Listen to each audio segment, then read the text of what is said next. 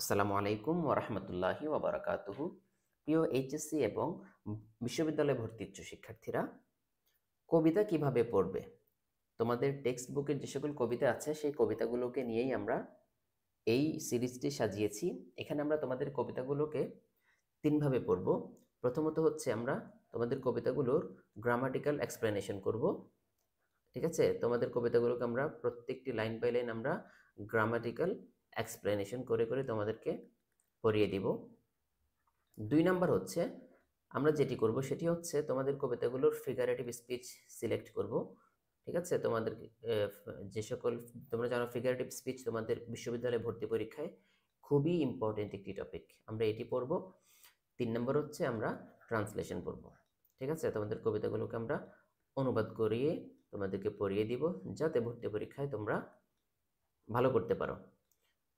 ঠিক আছে, আর আমাদের এই সিরিজটির সাথে থাকতে তোমাকে যেটি করতে হবে, আমাদের পেজটি অবশ্যই তুমি সাবস্ক্রাইব করে দিবে এবং আমাদের ফেসবুক পেজটি লাইক করে রাখো যাতে পরবর্তী নোটিফিকেশনগুলো তোমার কাছে অটোমেটিক্যালি পৌঁছে যায়। ঠিক আছে, চলো কথা না বাড়িয়ে আমাদের আজকের টপিকটি শুরু করা যাক। তোমাদের কবিতা বইয়ের সবচেয়ে ইম্পর্টেন্ট একটি কবিতা হচ্ছে ড্রিম। ঠিক আছে, আমরা আজকে এই ড্রিম কবিতাটির ব্যাকরণগত বিশ্লেষণও করব এবং অনুবাদ করব এবং ফিগারেটিভ স্পিচ আইডেন্টিফাই করব। চলো শুরু করা যাক। আমরা এখানে কবির বিশ্লেষণে যাচ্ছি না। ঠিক আছে, এটা তোমরা পড়ে নিবে, তোমাদের বইয়ে এটি আছে। আমরা এই বিশ্লেষণে যাচ্ছি না, আমরা জাস্ট কবিতাটা এক্সপ্লেইন করব। চলো শুরু করা যাক। তাহলে প্রথমে আমরা এই লাইনটির ব্যাকরণগত বিশ্লেষণ একটু খেয়াল করি। আমরা জানি এই যে অল, এটি একটি ডিটারমিনার।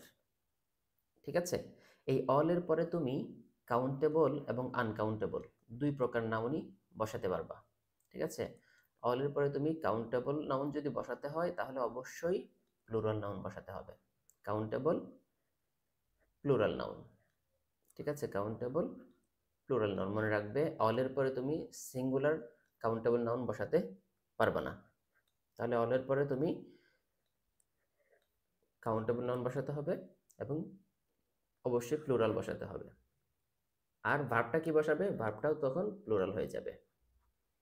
ঠিক আছে, ভার্বটাও তখন প্লুরাল হয়ে যাবে, যেহেতু নাউন প্লুরাল তাই ভার্বও প্লুরাল হবে। এটি হচ্ছে অল এর পরে। আবার চাইলে তুমি অল এর পরে আনকাউন্টেবল নাউনও বসাতে পারো, তখন ভার্বটা সিঙ্গুলার হবে। তাহলে আমরা এখানে অল, এটি একটি অ্যাডজেক্টিভ। ঠিক আছে, অল এটি একটি অ্যাডজেক্টিভ, যেহেতু অল এর পরে কি এসছে? নাউন এসছে। ঠিক আছে, আর যখন অল এর পরে নাউন আসবে না তখন অলটি প্রোনাউন হিসেবে ইউজ হবে। তাহলে এখানে অল হচ্ছে একটি অ্যাডজেক্টিভ এবং পিপল প্লুরাল। তোমরা জানো পিপলের সিঙ্গুলার হচ্ছে পার্সন, তাহলে পিপল হচ্ছে প্লুরাল। ঠিক আছে, তাহলে এই যে ড্রিম, ড্রিম হচ্ছে এখানে ভার্ব। ড্রিম কি? ড্রিম হচ্ছে এখানে ভার্ব। তাহলে যেহেতু পিপল এটি প্লুরাল তাই ভার্বটাও প্লুরাল হয়েছে। আর তোমরা জানো ভার্বের সাথে যখন এস অথবা ইএস যুক্ত হয় না তখন ভার্ব প্লুরাল হয়, আর নাউনের সাথে যখন তুমি এস ইএস যুক্ত করবে তখন নাউন প্লুরাল হয়ে যায়। ঠিক আছে, ভার্ব এবং নাউন সম্পূর্ণ আলাদা। ওকে, তাহলে ড্রিম হচ্ছে এখানে ভার্ব। ঠিক আছে, খেয়াল রাখবে। বাট, কিন্তু তোমরা জানো যে বাট এটি একটি কনজাংশন। ঠিক আছে, এখানে বাট কনজাংশন হিসেবে এসছে। ঠিক আছে, বাট হচ্ছে এখানে কনজাংশন হিসেবে এসছে এবং এই বাট কনজাংশন দুটো বিপরীতার্থক সেন্টেন্সকে কি করে? সংযুক্ত করে। ওকে, এরপর এসছে নট। এই নট এটি একটি অ্যাডভার্ব। নট হচ্ছে একটি অ্যাডভার্ব, আর আমরা জানি অ্যাডভার্ব দুটো কাজ করে। অ্যাডভার্ব অ্যাডজেক্টিভকে মডিফাই করে, আবার অ্যাডভার্ব নিজেকেও মডিফাই করে। তার মানে নট এরপরে তুমি চাইলে অ্যাডজেক্টিভও বসাতে পারবে, অ্যাডভার্বও বসাতে পারবে, ডিপেন্ড করছে সেন্টেন্সে কি চাচ্ছে। যেমন এখানে বলছে যে অল পিপল ড্রিম, সকল মানুষই স্বপ্ন দেখে, বাট নট ইকুয়ালি। ঠিক আছে, কিন্তু সবাই সমানভাবে স্বপ্ন দেখে না। তাহলে বাংলায় যখন ভাবে, এই ভাবে থাকবে, ভাবে মানে হচ্ছে সেটি অ্যাডভার্ব। ঠিক আছে, এই অ্যাডভার্বটি কাকে মডিফাই করছে? ড্রিমকে মডিফাই করছে, ভার্বকে মডিফাই করছে। ঠিক আছে, তাহলে অ্যাডভার্ব কাকে মডিফাই করছে? এই অ্যাডভার্বটি ড্রিমকে মডিফাই করছে, ঠিক আছে? ওকে। আর ইকুয়াল হচ্ছে অ্যাডজেক্টিভ, ইকুয়াল হচ্ছে অ্যাডজেক্টিভ, আর ইকুয়ালি হচ্ছে অ্যাডভার্ব। ইকুয়াল হচ্ছে অ্যাডজেক্টিভ, ইকুয়ালি হচ্ছে অ্যাডভার্ব। ওকে, এটি গেল আমাদের গ্রামাটিক্যাল এক্সপ্লেনেশন, ঠিক আছে? তাহলে এই বাক্যটির আমরা অনুবাদ কিভাবে করব? এটা আমরা অনুবাদ করবো যে অল পিপল ড্রিম, সকল মানুষই স্বপ্নিক, কিন্তু সমানভাবে নয়, ঠিক আছে? অথবা সকল মানুষই স্বপ্ন দেখে, কিন্তু সবাই একইভাবে স্বপ্ন দেখে না, ঠিক আছে? ঠিক আছে, সকল মানুষ স্বপ্ন দেখে কিন্তু সমানভাবে নয়, এভাবে অনুবাদ করবা। তারপর আসো 2 নম্বর বাক্যে। 2 নম্বর বাক্যে বলেছে দোজ হু ড্রিম। দেখো, এই হুটা হচ্ছে একটি রিলেটিভ প্রোনাউন। এই হু হচ্ছে একটি রিলেটিভ প্রোনাউন। হু হচ্ছে একটি রিলেটিভ প্রোনাউন। তাহলে আমরা জানি রিলেটিভ প্রোনাউনের আগের অংশ সাবজেক্ট হয়। এই যে দোজ, এই দোজকে বলা হয় ডেমনস্ট্রেটিভ প্রোনাউন। দোজ হচ্ছে এখানে ডেমনস্ট্রেটিভ প্রোনাউন, ঠিক আছে? তার মানে দোজ হচ্ছে প্লুরাল, ডেমনস্ট্রেটিভ এটি প্রোনাউন, মনে রাখবে এটি কিন্তু প্রোনাউন, অ্যাডজেক্টিভ অ্যাডজেক্টিভ না, এটি হচ্ছে ডেমনস্ট্রেটিভ প্রোনাউন, ঠিক আছে? এই দোজের সিঙ্গুলার হচ্ছে দ্যাট। দোজের সিঙ্গুলার কি? দ্যাট, ঠিক আছে? দোজের সিঙ্গুলার হচ্ছে দ্যাট। তাহলে দোজ প্লুরাল, সে কারণে দেখো ভার্বটাও কি হয়েছে? প্লুরাল হয়েছে। Those who dream by night. দেখো এটা কিন্তু খেয়াল রাখবা, এখানে বাই বসছে, ঠিক আছে? বাই, বাই কেন বসছে? কারণ নির্দিষ্ট একটা সময় বোঝাচ্ছে, যারা রাতে ঘুমন্ত অবস্থায় স্বপ্ন দেখে। কিভাবে স্বপ্ন দেখে বলছে? In the dusty recesses of their mind, মানে যারা তাদের মস্তিষ্কের আবর্জনার যে ভাগাড়, হ্যাঁ, ময়লার স্তূপ, যারা রাতে ওই ময়লার স্তূপের মধ্যে স্বপ্ন দেখে, হ্যাঁ, তারপরে বলছে ওয়েক ইন দ্য মর্নিং। এই ওয়েক কিন্তু ভার্ব, ওয়েক হচ্ছে ভার্ব, ওকে? ওয়েক হচ্ছে ভার্ব। এই ভার্বটা কেন প্লুরাল? কারণ এটার সাবজেক্ট হচ্ছে ওই আগের অংশে দোজ, দোজ হচ্ছে সাবজেক্ট। তাহলে those wake in the morning, তারা সকালবেলা জাগ্রত হয়। তাহলে এই যে in the morning, in the মর্নিংটা হচ্ছে এখানে অ্যাডভার্বিয়াল ফ্রেজ, অ্যাডভার্বিয়াল ফ্রেজ, ঠিক আছে? আর এই যে ওয়েক, মনে রাখবা এই ওয়েকটা হচ্ছে ইনট্রানজিটিভ ভার্ব। কি ভার্ব? Intransitive verb. কিভাবে বুঝলাম? কারণ ইনট্রানজিটিভ ভার্বের পরে মনে রাখবা সব সরাসরি অ্যাডভার্ব চলে আসে, ঠিক আছে? এই যে অ্যাডভার্ব চলে আসছে। তাহলে wake up in the morning, তারা সকালবেলা যখন জাগ্রত হয়, two find that it was vanity.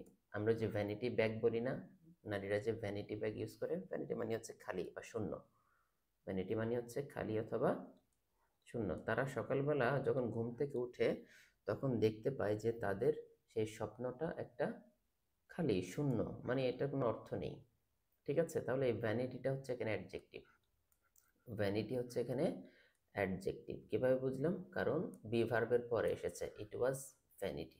তখন তারা ঘুম থেকে উঠে দেখে যে এটা তো একটা কি ছিল, এটা একটা শূন্য, খালি, অর্থহীন একটা স্বপ্ন ছিল, ঠিক আছে? বাট, কিন্তু the dreamers of the day, দেখো অফ হচ্ছে একটি প্রেপোজিশন, তার আগের অংশ হচ্ছে সাবজেক্ট, তার আগের অংশ হচ্ছে সাবজেক্ট। তাহলে আগের অংশ সাবজেক্ট, সাবজেক্ট কি? সাবজেক্ট হচ্ছে প্লুরাল, ঠিক আছে? ড্রিমার্স বলেছে, ড্রিমার্স প্লুরাল, সাবজেক্ট এটি প্লুরাল, তাহলে ভার্বটাও প্লুরাল হয়েছে, দেখো এই যে আর, ওকে? আর ডেঞ্জারাস পিপল, এই ডেঞ্জারাসটা হচ্ছে অ্যাডজেক্টিভ, ডেঞ্জারাসটা হচ্ছে কি? অ্যাডজেক্টিভ, ওকে? অ্যাডজেক্টিভ। তাহলে আমরা আগে গ্রামাটিক্যাল এক্সপ্লেনেশনটা পড়ছি, ঠিক আছে? এরপরে আমরা ফিগারেটিভ স্পিচটা বের করব। তাহলে আর ডেঞ্জারাস পিপল, তারা হচ্ছে বিপজ্জনক লোক, ওকে? তাহলে ডেঞ্জারাসটা হচ্ছে অ্যাডজেক্টিভ।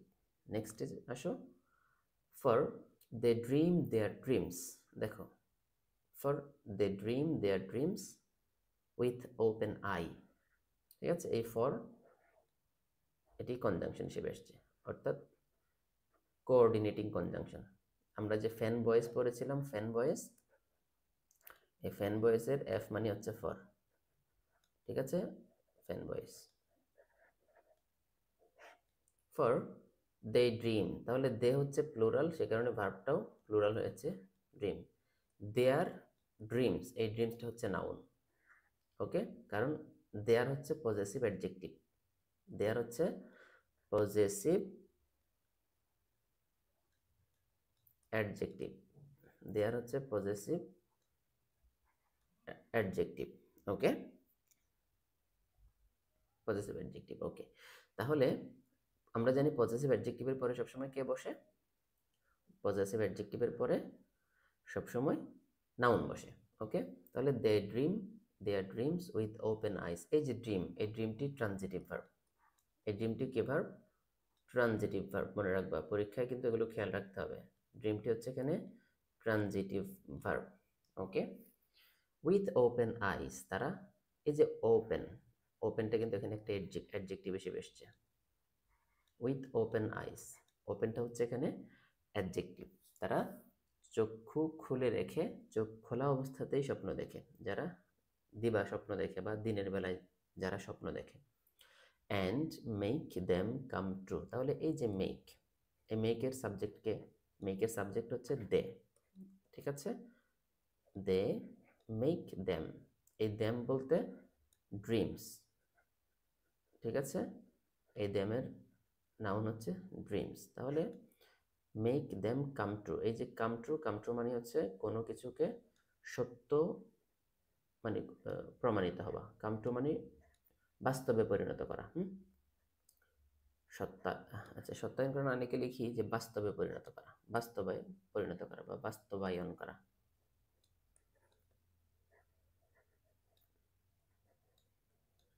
বাস্তবে রূপ দেওয়া।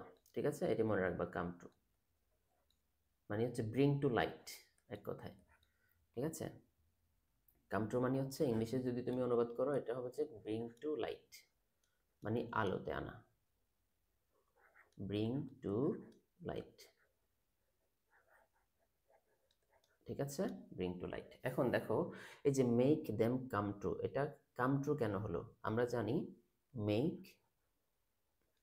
আরেকটি হচ্ছে লেট, এই দুটি পজিটিভ ভার্ব হিসেবে কাজ করে। এই দুটির পরে তুমি ব্যক্তি বা বস্তু, ব্যক্তি অথবা বস্তু যাই থাকুক, এটার পরে ভার্বের বেস ফ্রম বসবে, ভার্বের বেস ফ্রম, ভার্বের কোন ফর্ম বসবে? বেস ফর্ম বসবে। তাহলে দেখো, কামটা হচ্ছে এখানে বেস ফর্ম। কেন? মেক দেম কাম ট্রু, কারণ তারা স্বপ্নকে বাস্তবে রূপ দেয়। ঠিক আছে, তাহলে আমি আশা করছি যে তোমরা গ্রামাটিক্যাল এক্সপ্লেনেশনটা ক্লিয়ারলি আয়ত্ত করে ফেলেছো। এবার হচ্ছে আমরা এটার ফিগারেটিভ স্পিচটা একটু বের করব। দেখো, বলছে all people dream but not equally those who dream by night in the dusty recesses of their mind। ঠিক আছে, এই যে dusty recesses of their mind, ঠিক আছে, এটা মেটাফোর হিসেবে এখানে এসেছে। এই যে ডাস্টি রিসেসটা, এটা এখানে মেটাফোর হিসেবে এসেছে। ঠিক আছে, আমরা জানি সিমিলি এবং মেটাফোর ব্যবহার তোমরা জানো, যে সিমিলি হচ্ছে লাইক অথবা অ্যাজ উল্লেখ থাকবে। ঠিক আছে, যে দুটো বিষয়ের মধ্যে তুমি তুলনা করবে সেখানে লাইক অথবা অ্যাজ উল্লেখ থাকবে, আর মেটাফোর হচ্ছে লাইক অথবা অ্যাজ উল্লেখ থাকবে না। তাহলে এখানে দেখো, তাদের মাইন্ডকে ময়লার ভাগাড়ের সাথে কি করছে? তুলনা করছে। তাহলে দুটো বিষয়ের মধ্যে তুলনা করছে, কিন্তু এখানে কি নেই? কোনো লাইক অথবা অ্যাজ উল্লেখ নেই, লাইক অথবা অ্যাজ এখানে উল্লেখ নেই। সেই জন্য আমরা এখানে কি বসাবো? এটাকে আমরা মেটাফোর হিসেবে ধরে নেব। ঠিক আছে, এটা হচ্ছে একটা মেটাফোর। ওকে, তারপর বলেছে wake in the morning to find that it was vanity. Okay, তারপরে আসো, তারপরে বলছে যে but the dreamers of the day are dangerous people. ঠিক আছে, এই যে ডেঞ্জারাস, ঠিক আছে, ডেঞ্জারাস বলতে কি তারা কি খুবই কি বিপজ্জনক, মানে কি ভয়ানক? না, এখানে ডেঞ্জারাস বলতে ক্ষতিকর কিছু বোঝাচ্ছে না, এখানে বোঝাচ্ছে তারা খুবই সিরিয়াস, তারা খুবই সিরিয়াস পিপল। ঠিক আছে, তারা খুবই, তাহলে একটি বিষয়কে বুঝিয়ে বলে আরেকটি বিষয়কে মিন করা, এটাকে আমরা বলি প্যারাডক্স। ঠিক আছে, এটাকে আমরা বলি হচ্ছে প্যারাডক্স। তাহলে এই যে ডেঞ্জারাস পিপল, এটি এখানে প্যারাডক্স হিসেবে এসেছে। ঠিক আছে, আর এটি এসছে মেটাফর হিসেবে। তারপরে বলেছে for they dream their dreams with open eyes and make them come true. আচ্ছা, এখানে এই দুটোর বেশি আমি আর ফিগারেটিভ স্পিচ দেখতে পাচ্ছি না। ঠিক আছে, তাহলে আমরা বুঝতে পারলাম যে এখানে ফিগারেটিভ স্পিচটাও আশা করছি যে তোমরা বুঝে গেছো।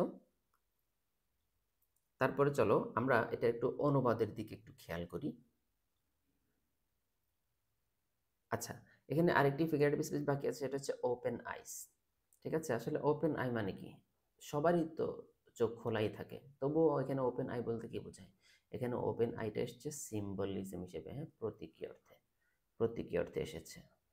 প্রতীকী অর্থে বলতে সিম্বলি মানে তোমার ওপেন আই বলতে কি বোঝাচ্ছে? এখানে ওপেন আই বলতে বোঝাচ্ছে তারা খুবই তোমার সিনসিয়ারিটি নিয়ে, হ্যাঁ, তারা খুবই হচ্ছে কনসাসনেস নিয়ে হচ্ছে যে কি দেখে, স্বপ্ন দেখে। তাহলে open ice here is a symbol.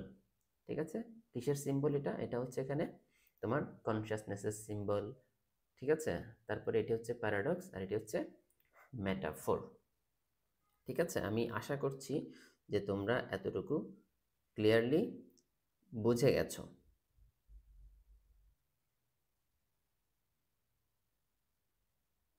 তারপর চলো আমরা একটু এটার অনুবাদের দিকে খেয়াল করি।